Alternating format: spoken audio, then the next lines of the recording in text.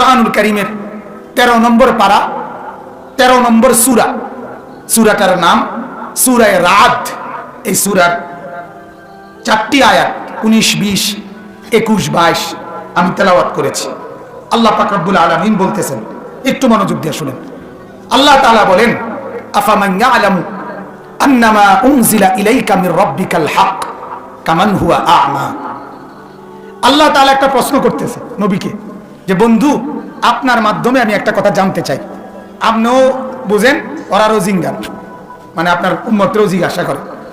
তো আল্লাহ তাআলা বলেন, বন্ধু বলেন তো, ওদেরকেও বলতে বলেন যে আমি আল্লাহ জানতে চাচ্ছি, একজন ব্যক্তি, আমি আল্লাহ আপনি নবীর উপরে যা কিছু নাজিল করলাম আপনার কাছে এই কোরআনের মাধ্যমে, সুন্নাতের মাধ্যমে, হাদিসের মাধ্যমে, জিবরিলের মাধ্যমে, ওয়াহির মাধ্যমে, আমার বিধান হিসাবে যত কিছু আমি আপনার উপরে নাজিল করলাম, এটাকেই একমাত্র যে ব্যক্তি সত্য সঠিক বলে জানে, মানে, আর এটাকেই একমাত্র আপনার উপরে নাজিলকৃত বিষয়গুলোকেই কেবল সঠিক বলে মানে না, বোঝে না, জানে না, এই দুইজন লোক কি সমান?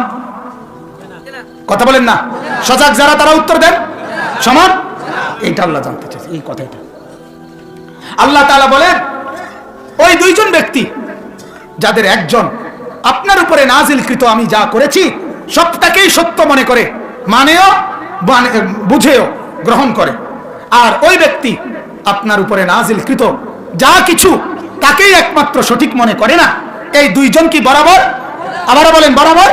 তাহলে কি বোঝা গেল? পার্থক্য আছে। পার্থক্য আছে কিনা বলেন? এখন কেমন পার্থক্য? আল্লাহ তাআলা উত্তর দিছে এইখানে।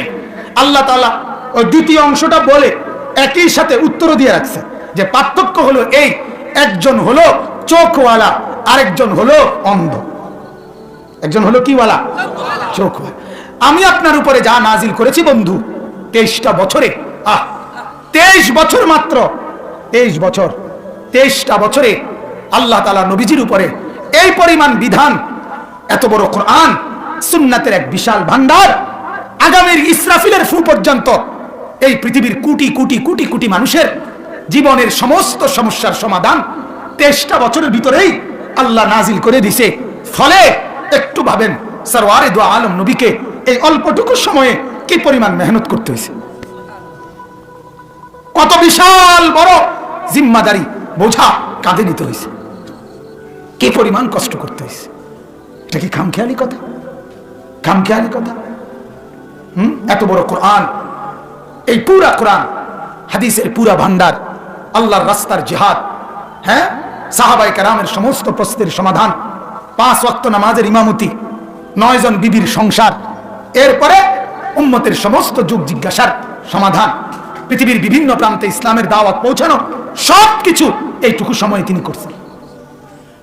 এরপরেও এত মেহনতের পরেও মাঝে মাঝে রব্বুল আলামিন নবীকে কতদূর বসতে দেয় নাই, বিশ্রাম করতে দেয় নাই, ঘুমাইতেও দেয় নাই, বলছে অল্প একটু বিশ্রাম করবেন, অল্প অল্প অল্প। কোরআনুল কারীমের মধ্যে আছে আল্লাহ নবী সাল্লাল্লাহু আলাইহি ওয়াসাল্লাম কম্বল গায়ে দিয়ে একটু শুইছেন, মাত্র রব্বুল আলামিন ডাক দিছে, বন্ধু ঘুমায় গেলেন? ঘুমিয়ে গেলেন? আমার এখনো লাখো কোটি বান্দা আমাকে চেনে নাই, আখিরাতের খবর পায় নাই, জাহান্নাম থেকে বাঁচার বুঝ হয় নাই, এখনো আমার প্রতি ঈমান আনে নাই। বন্ধু, এই অবস্থায় আপনি ঘুমাইলে আমার বান্দা ঈমান পাবে কোত্থেকে? আখিরাত চিনবে কার কাছে? অতএব বন্ধু, ইয়া আইয়ুহাল মুদাসসির, ও কম্বল পরা নবী আমার, কম কম ওঠেন, ওঠে, ঘুমায়েন না, বিশ্রাম করিয়েন না। বিশ্রামের সুযোগ আমি আপনাকে দেব কবরে, আরামের সুযোগ আমি আপনাকে দেব জান্নাতে। আপনি এখন না, কুম, দাঁড়ান বন্ধু, ফাআনদির, আপনি আমার বান্দাদেরকে আমার ভয় দেখান, আখিরাতের ভয় দেখান, জাহান্নামের ভয় দেখান। হ্যাঁ, হাদিসের মধ্যে আছে, এই কারণে আল্লাহর নবী সাল্লাল্লাহু আলাইহি ওয়াসাল্লাম এই পরিমাণ অস্থির থাকতেন, মাঝে মাঝে রাত্রিবেলা আম্মা জান আয়েশার কামরায়, নবীর স্ত্রীর কামরায় না বসে চতুর্দিকে পায়চারি করতেন, এদিকে সেদিকে ঘোরাঘুরি করতেন। আল্লাহ নবীর স্ত্রী আয়েশা বলতেন, ইয়া রাসূলুল্লাহ, সারাদিন মানুষকে আল্লাহর দিকে দাওয়াত দিয়ে আসছেন কষ্ট করে, এখন একটু বিশ্রাম করেন, একটু তো বসেন। আল্লাহ নবী চোখের পানি ফেলে দিয়ে বলতেন, আয়েশা, আজ সারাদিন অমুককে অমুককে অমুককে আল্লাহর দিকে ডাকছি, ইমানের দাওয়াত দিছি, আখিরাতের কথা বলছি, কিন্তু আয়েশা ওরা তো ইমান আনলো না, আয়েশা একজনও ইমান গ্রহণ করলো না। হায় আয়েশা, আমি যদি ঘুমায় যাই, আমি যদি বিশ্রাম নেই, আর আমার উম্মত যদি ইমান হারা হয়ে কবরে যায়, কবরে কি ভীষণ আযাব হবে, জাহান্নামে কি ভয়ঙ্কর আযাব হবে। এই ভয় আর অস্থিরতা তো আমাকে বসতে দেয় না, খাইতে দেয় না, ঘুমাইতেও দেয় না। এই পরিমাণ পেরেশানি করছে। আপনার চোখের সামনে আপনার ছেলে বরবাদ হয়ে যাচ্ছে, আপনার কোনো খবর নেই। হ্যাঁ, আপনার চোখের সামনে আপনার বিবি বেপর্দা শেষ হয়ে যাচ্ছে, আপনার কোনো খবর নেই। আপনার চোখের সামনে আপনার প্রজন্ম শেষ, আপনার ঘরে রঙিন টেলিভিশন চলতেছে, আপনার কোনো খবর নেই, কোনো খবর। অথচ নূহ আলাইহিস সালাম, হযরতে নূহ নবী ওনার সন্তানকে বাঁচাবার জন্য শেষ কেনান, এই যে আপনারা জানেন যে ছেলেটা ঈমান আনে নাই, জানেন না একটা ছেলে কেনান কোরআনে আছে, ওই ছেলেটাকে বাঁচাবার জন্য হযরতে নূহ আলাইহিস সালাম যখন দেখছে তুফানের পানি ওই পাশ পর্যন্ত আইয়া পড়ছে, নৌকা এখানে, ছেলেটা এখানে, এই অবস্থায় হযরত নূহ আলাইহিস সালাম টানাটানি করছে, বাপ আল্লাহর দোহাই ঈমান আইনা উঠে যা না বাপ, নৌকাতে ওঠ, তুফান রক্ষা করবে না, বাঁচাবে না। ছেলেটাকে ওই সময় বাঁচাইতে চেষ্টা করছে। আমার বাপ, আমরা এটা বোঝা উচিত, আমরা এটা ভাবা উচিত, আমরা এটা ফিকির করা উচিত, আমরা এটা ফিকির করা উচিত। আজ আপনি রাসূলুল্লাহ সাল্লাল্লাহু আলাইহি ওয়াসাল্লাম থেকে সবক নেবেন না কেন? নবী পাক সাল্লাল্লাহু আলাইহি ওয়াসাল্লাম থেকে জিন্দেগি গ্রহণ করবেন না কেন? অতএব আমি এটা বুঝাইতে চাই আপনার কাছে, আল্লাহ তাআলা স্পষ্ট বলছে, বন্ধু যে আপনাকে গ্রহণ করেছে আমার নাজিলকৃত বিষয়গুলো সে চোখওয়ালা, আর যে আপনাকে গ্রহণ করে নাই, আপনার উপরে নাজিলকৃত আমার বিষয়গুলো গ্রহণ করে নাই, সে অন্ধ। সে কি মূলত বলেন না? আপনি বলবেন আচ্ছা অন্ধ হইলে কি হইছে, কইলে কি হইছে, আমি তো দেখিয়ে। হ্যাঁ, বুঝেন না কথাটা? আল্লাহ বলে হয় এটা আমিও জানি, তুমি যে এটা কইবা। এই জন্য আল্লাহ বলছে ইন্নামা ইয়াতাযাক্কারু উলুল আলবাব। আল্লাহ বলে বান্দা, এই লোকটা যে চোখ থাকার পরে অন্ধ নাফরমানির কারণে, এই কথাটা বুঝবে সে দেমাগ আছে যার, বিবেক, বিবেক আকল যার আছে, দেমাগ যার আছে, এটা সেই কেবল বুঝবে, এমনিতে বুঝবে না, এমনিতে বুঝবে না। দেমাগ ছাড়া বুঝার সুযোগ নেই। কথা বুঝেন নাই আপনি? মানে সুদখোর, ঘুষখোর, মদখোর, জিনাখোর, অবৈধ উপার্জনকারী, বেপর্দা নারী, বেহায়া নারী, বেনামাজি সন্তান, আল্লাহর দুশ্মনী করে, এরে আপনি আল্লাহ বলে সে অন্ধ, আপনি করেন আমি তো দেহিয়াতে দেহে। কথা বোঝেন? আল্লাহ বলে হ্যাঁ তুমি বেকুব বুঝতা না, এটা বুঝার জন্য কি লাগবে? উলুল আলবাব হইতে হবে, বিবেকবান হইতে হবে। কি হইতে হবে বলেন না? বিবেক থাকতে। এবার বলে আমার কি বিবেক নাই, আমি কোনটা কি না বুঝি, আমি কি চাইলে ডাইল কইনি? কথা বোঝেন নাই কথাটা? আমি কি ফাঙ্গাস রে তেলাপিয়া কই নাকি? আমি তো বুঝিয়ে। আল্লাহ বলে না ফাঙ্গাস তেলাপিয়া সিনুন রে কয়, বিবেকবান না। এটারে বিবেক বলে না। বিবেকবান সে আমার নিম্নে বর্ণিত গুণগুলো আছে যার, তাকে বলে বিবেকবান। সুবহানাল্লাহ। এক নাম্বার, এই শুধু তরজমা বলি, আল্লাযীনা ইউফুনা বিআহদিল্লাহ। আমার সাথে একটা চুক্তি করছিল বান্দা ওই রূহের জগতে, আলাস্তু বিরাব্বিকুম, আমি জিজ্ঞাসিলাম আমি তোমার রব মানো তো? আমরা বলছিলাম যে বালা আল্লাহ মানি, আপনি আমার রব। এই যে আমার লগে একটা চুক্তি করছিল যে আমার সে রব মানবে, এটা দুনিয়াতে যার মনে আছে, এটাকে যে ঠিক রাখছে সেই বিবেকবান। ওয়ালা ইয়ানকুদুনাল মিসাক, আমার সাথে কৃত চুক্তি কখনোই লঙ্ঘন করে না যে, ভঙ্গ করে না যে, সে বিবেকবান। তিন নাম্বার, ওয়াল্লাযীনা ইয়াসিলুনা মা আমারাল্লাহু বিহি আন ইউসালা। আমি আল্লাহ তাআলা দুনিয়ার জীবনে যাদের সাথে সম্পর্ক বজায় রাখতে তাকে বলেছিলাম, এগুলো যে ঠিক রাখে, মার সাথে, বাবার সাথে, স্ত্রীর সাথে, সন্তানের সাথে, ভাই বোনের সাথে, চাচা জ্যাঠা আত্মীয় স্বজনের সাথে, প্রতিবেশী মহল্লার সাথে, যার সাথে আমি যেভাবে বলছি কোরআন সুন্নাহ মতে সম্পর্ক রাখতে, ওই সম্পর্ক যে ঠিক রাখে বিবেকবান সে। সে কি বলেন না?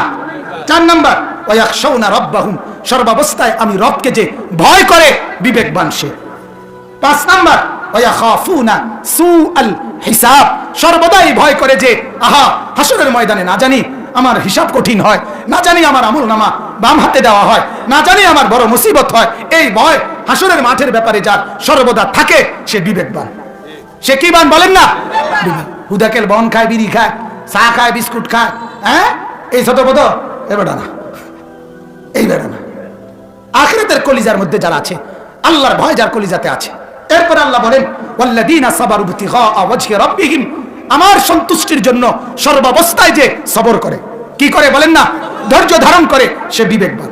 ওয়া আকামুস সালাহ, 5 ওয়াক্ত নামাজ যে আদায় করে সে বিবেকবান।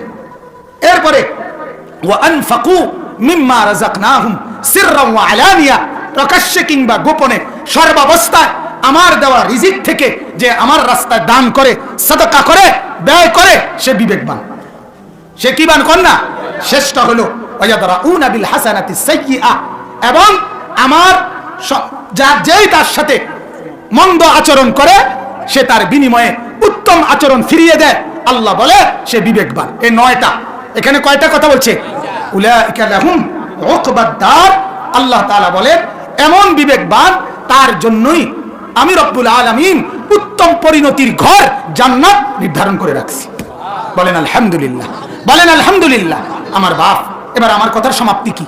আমার কথার সমাপ্তি এই কথার উপরে, আপনি আমি যদি মনে করি আমার চোখ আছে, তাহলে ওই ব্যক্তিরই আছে যে আখিরাত চিনে। যে কি চিনে বলেন না?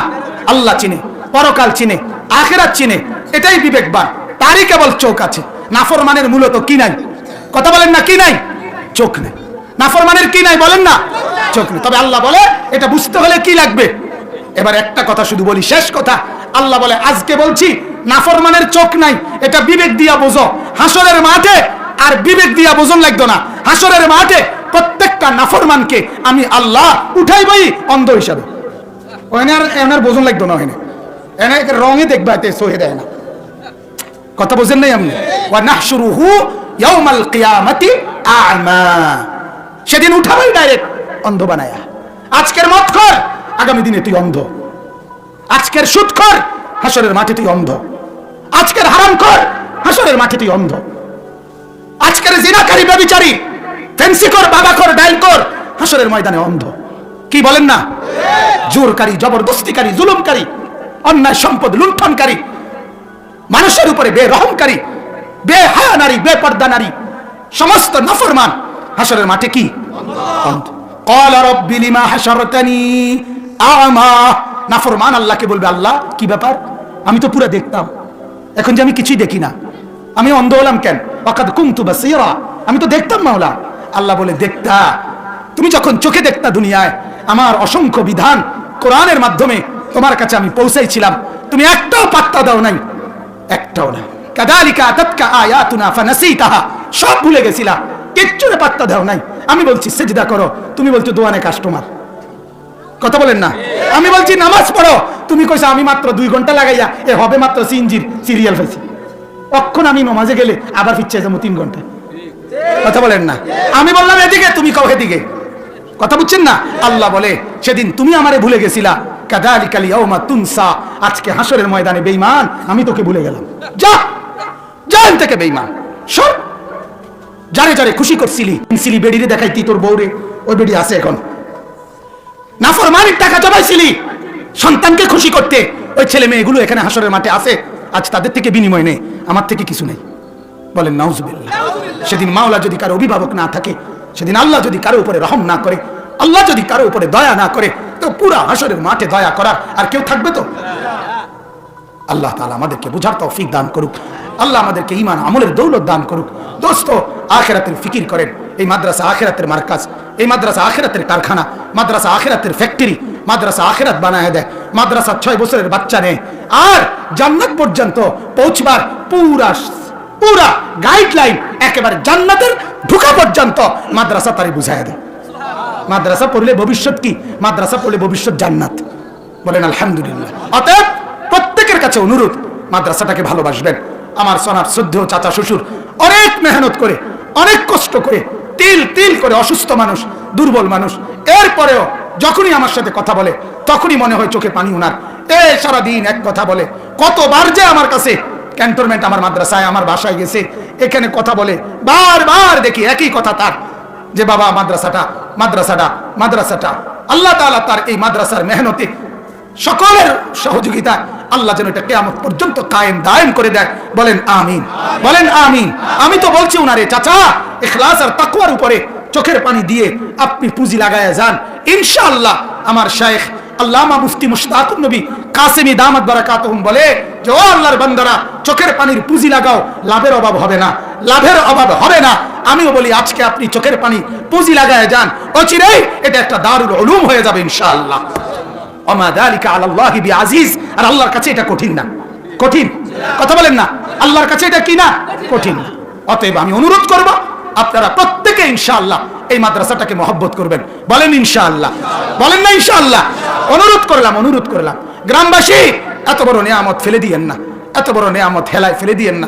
নেক কাজ কেউ না কেউ শুরু করে, কোনো একজন শুরু করে, বাকিদের দায়িত্ব এটার সাথে জুড়ে দেওয়া। কথা বুঝছেন? এটাই নিয়ম। মসজিদ একজন শুরু করে, পরে ধীরে ধীরে সবাই মিল্লা জুড়লে মসজিদ হয়ে যায়, ঠিক কি না বলেন? অতএব অতএব এই ভালো কাজটি নিঃসন্দেহে একটি নেক কাজ, নিঃসন্দেহে একটি ইখলাস আর তাকওয়াওয়ালা কাজ। অতএব আমি পুরো গ্রামবাসীর কাছে, এখানে যারা বসা আছে, ঘরে যারা শুনতেছে, সবার কাছে এক দরদি সন্তান হিসাবে, কারো ভাই হব আমি, কারো সন্তান হব, আমি অনুরোধ করলাম মাদ্রাসাটার সাথে কোন রকমের বাগাওয়াত, কোন রকমের বিরোধিতা করিয়েন না। আমি অনুরোধ করলাম আপনার নামটা যেন আল্লাহর দরবারে ফেরেশতাদের খাতায় এই মাদ্রাসার বিরোধিতাকারী, মাদ্রাসার প্রতি অসন্তুষ্টি পোষণকারী, দোহাই বাপ কিছু করতে না পারেন, কিন্তু বিরোধিতাকারী, শত্রুতাকারী, হিংসাকারী, বিদ্বেষকারী, আল্লাহর দোহাই, এটা যেন আপনার নামে, আপনার আমল নামায় না ওঠে। এটা আপনার কাছে আমার অনুরোধ। আমি অনুরোধ করলাম। যদি বলেন পায়ে ধরে বলি তো পায়ে ধরে বলবো, কিন্তু এরপরও বলি আপনার নাম যেন মসজিদের বিরুদ্ধে না থাকে, আপনার নাম যেন মাদ্রাসার বিরোধিতাকারীদের মধ্যে না থাকে, আপনার নাম যেন উলামায়ে কেরামের বিরোধিতাকারীদের মধ্যে আপনার নাম যেন না থাকে। ঠিক আছে না ইনশাআল্লাহ? কিছু করতে পারলাম না, কিন্তু বিরোধিতা করলাম না। ঠিক আছে না ইনশাআল্লাহ? আমার শায়েখ বলে 3 জিনিস মহল্লাবাসীর কাছে মাদ্রাসা কামনা করে। 1 নাম্বার দোয়া, 2 নাম্বার সন্তান, 3 নাম্বার সম্পদ। দোয়া, আতফাল, আমওয়াল। দোয়াউল মুসলিমিন, আতফালুল মুসলিমিন, আমওয়ালুল মুসলিমিন।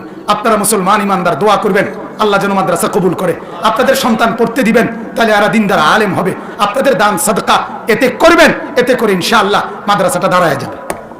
চেষ্টা করবেন তো ইনশাআল্লাহ? হুজুর বলে যে লোকটা মাদ্রাসার সাথে এই 3টা সম্পর্ক রাখবে, দোয়া করবে, সন্তান দিবে এবং সম্পদ দিয়ে দান করবে, হাসরের ময়দানে আমার শায়েখ বলে আশা করা যায় ওই মাদ্রাসার ছাত্র ওস্তাদরা হাসরের মাঠে ওই লোকটার ডাক দিবে, ডাক দিয়ে বলবে কাকা ভাই, আমরা কাসিমুল উলুম মাদ্রাসার ছাত্র ওস্তাদ এন্দিয়া খারাইছি হাসরের মাঠে, আমরা আইয়েন, আমরা চিনি, আমরা আমগোর লগে।